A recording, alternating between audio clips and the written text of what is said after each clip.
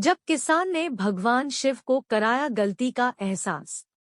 हम सभी व्यक्ति को अपना काम बड़ी निष्ठा और निस्वार्थ भावना से करनी चाहिए। गीता में भी भगवान श्री कृष्ण ने कहा है कि कर्म करो लेकिन फल की चिंता मत करो, क्योंकि कर्म करना ही व्यक्ति के अधिकार में है, उसका फल नहीं। कई बार हम परिस्थितियों के कारण या फिर भावनाओं में बहकर कुछ ऐसे फैसले कर देते हैं जिससे हमारा कर्म प्रभावित होता है। आपको कर्म क्यों करना चाहिए?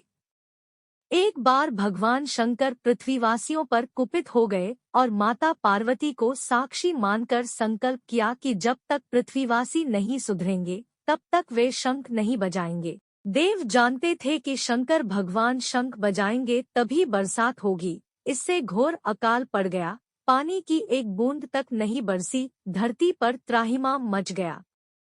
ऐसे में एक दिन भगवान शंकर पार्वती आकाश में विचरण कर रहे थे तो उन्होंने एक अजीब दृश्य देखा कि एक किसान भरी दोपहरी में चिलचिलाती धूप में खेत की जुताई कर रहा है।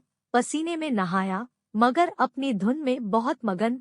जमीन पत्थर की तरह सख्त हो गई थी, फिर भी वह जीजोड़ मेहनत कर रहा था। उसकी आंखों में आत्मविश्वास था और उसके पसीने की बूंदों से उम्मीद टपक रही थी।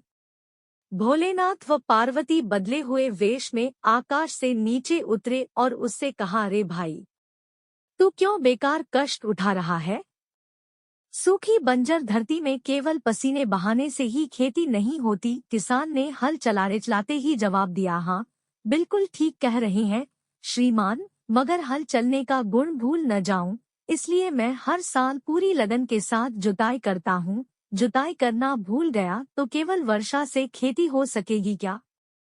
मेहनत का अपना ही परम आनंद है। मैं लोभ के लिए खेती नहीं करता।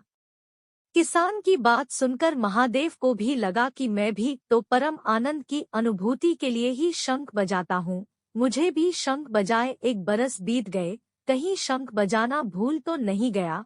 उन्होंने तुरंत अपनी झोली से शंख निकला और जोर से फूंका। चारों ओर बादल की घटाएं घुमड़ पड़ी, बिजली चमकने लगी और जोरदार बारिश होने लगी। इस वर्षा के स्वागत में किसान के पसीने की बूंदें पहले ही खेत में गिरकर चमक रही थी। कथा का सार। हमारा जो काम है उसे अपनी पूरी निष्ठा से बिना किसी लोभ लालच के करना चाहिए, इसी में परम सुख है।